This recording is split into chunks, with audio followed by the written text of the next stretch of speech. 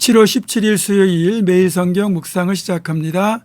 오늘 함께 나눌 말씀은 에레미야 32장 36절에서 44절입니다. 에레미야 32장 36절에서 44절의 말씀을 제가 봉독합니다. 그러나 이스라엘의 하나님 여호와께서 너희가 말하는 바 칼과 기근과 전염병으로 말미암아 바벨론 왕의 손에 넘긴 바 되었다는 이 성에 대하여 이와 같이 말씀하시니라. 보라, 내가 노여움과 분함과 큰 분노로 그들을 쫓아보내었던 모든 지방에서 그들을 모아들여 이곳으로 돌아오게 하여 안전히 살게 할 것이라.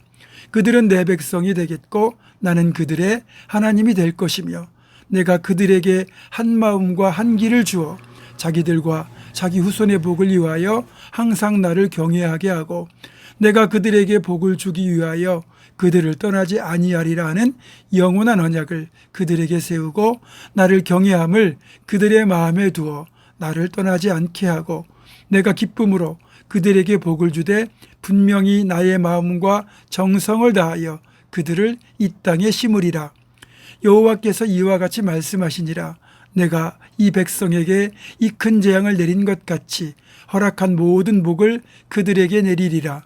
너희가 말하기를 황폐하여 사람이나 짐승이 없으며 갈대아인의 손에 넘긴 바 되었다는 이 땅에서 사람들이 밭을 사되 베냐민 땅과 예루살렘 사방과 유다 성읍들과 산지의 성읍들과 저지대의 성읍들과 네겝의 성읍들에 있는 밭을 은으로 사고 증서를 기록하여 봉인하고 증인을 세우리니 이는 내가 그들의 불효를 돌아오게 함이니라. 여호와의 말씀이니라. 아멘. 이스라엘 백성들은 전능하신 하나님의 특별한 선택과 사랑을 입은 민족이었던 만큼 이들을 향한 하나님의 기대는 정말 컸습니다. 그러나 아시는 것처럼 이스라엘 백성들은 하나님의 사랑과 기대를 무참하게 짓밟고 무너뜨렸습니다.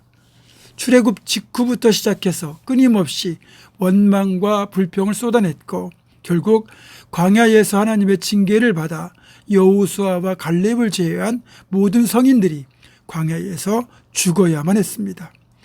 그나마 감사하게도 광야에서 태어난 새로운 세대는 여호수아의 인도를 따라 믿음과 순종으로 요단강을 건너 가나안 땅에 들어갔고 오랜 시간에 걸친 정복 전쟁까지 성공적으로 치러내고 드디어 가나안 땅에 안착을 했습니다. 물론 여기까지도 전능하신 하나님의 도우심이 있었기에 가능한 것이었습니다. 하나님께서 왜 이스라엘 백성들을 이집트에서 이끌어내어 가나안 땅까지 들이셨을까요? 그것은 이들을 노예에서 해방시키는 것을 포함하여 이들이 어엿한 자유인이 되어 마음껏 자유를 누리되 그 자유와 기쁨으로 하나님을 섬기고 예배하기를 바라셨기 때문입니다. 그러나 이들은 가나안 땅에 들어가서 시간이 흐르면서 하나님을 예배하는 대신에 가나안 땅의 우상들을 예배하기 시작했습니다. 가나안 땅의 우상들이 주는 달콤한 유혹에 넘어간 겁니다. 하나님의 입장에서 보면 이보다 더 심각한 배은망덕, 배신, 배반은 없는 거죠. 하나님은 서운함을 넘어 진노하셨고 결국 북왕국 이스라엘은 아수르를 통해서 심판하셨고 이제 남은 남왕국 유다는 바벨론을 사용하여 심판하기 시작하셨습니다. 이제 얼마 지나지 않으면 예루살렘 성은 바벨론 군대에 의하여 함락이 될 것이고 그 와중에 수많은 생명이 죽임을 당하고 간신히 살아남은 자들은 포로가 되어 끌려가게 될 것이고 이스라엘 땅은 이방인 군대에 의하여 철저히 짓밟히게 될 것입니다. 여기까지만 보면 충분히 절망할 수밖에 없는 상황들밖에 없습니다. 물론 절망하게 된 이 상황이 결국 우상숭배와 범죄의 결과죠.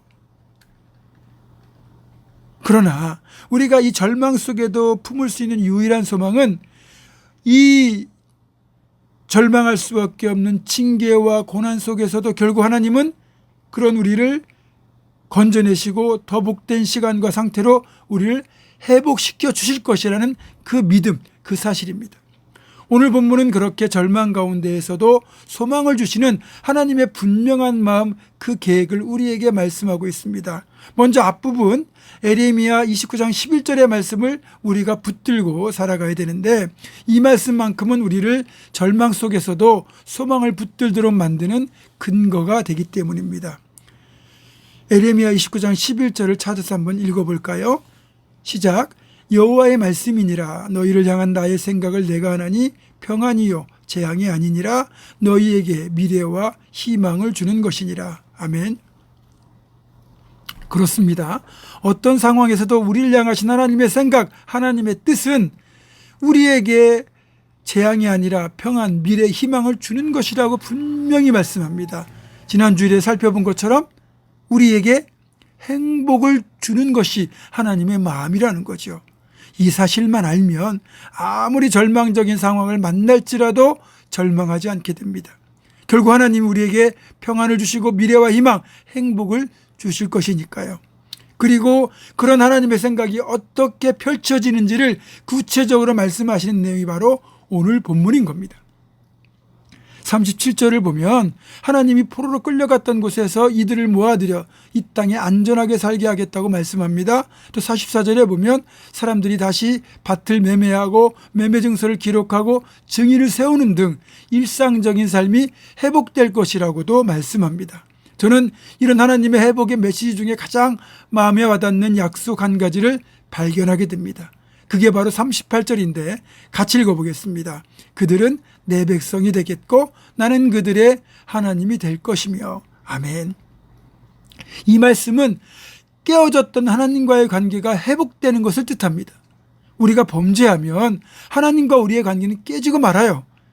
그런데 그 깨어진 관계는 하나님께서 먼저 손을 내밀지 않으시면, 하나님 우리의 내민 손을 잡아주지 않으시면 결코 회복될 수가 없습니다. 그런데 하나님이 우리를 향하여 먼저 손을 내밀어 주시고 또 누구라도 하나님께 손을 내밀면 잡아주시겠다고 말씀하고 있는 겁니다. 제 아무리 포로로 끌려갔던 곳에서 고국 땅으로 돌아온다 한들, 잃어버렸던 부귀와 영화를 회복한다 한들 하나님과의 관계가 회복되지 않으면 그게 무슨 의미가 있겠습니까? 진정한 회복은 하나님과의 관계가 다시 회복되어야 하는 겁니다.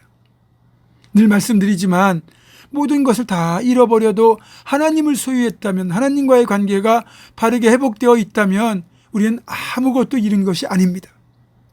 반면에 모든 것을 가졌고 모든 것을 되찾는다 할지라도 하나님을 잃어버리고 하나님과의 관계가 깨어져 있다면 우리는 모든 것을 잃은 겁니다.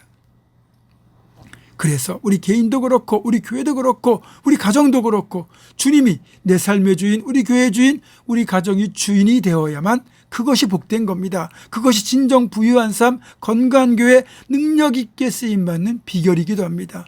그런 우리가 되기를 주님의 이름으로 축원합니다. 기도하겠습니다. 고마우신 아버지 하나님, 범죄하여 하나님과의 관계가 깨어졌다 할지라도 하나님을 향하여 손을 내밀면 반드시 잡아주시고 또 먼저 우리를 향하여 화해의 손길을 내미시는 그 하나님의 은혜가 있기에 우리는 회복될 수 있습니다.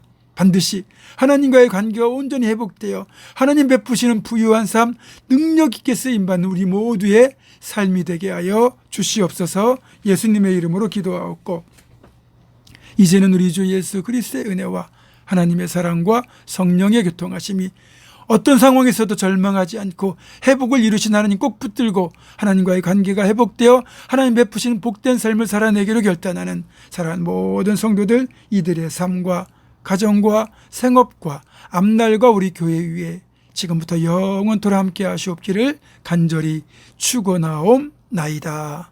아멘.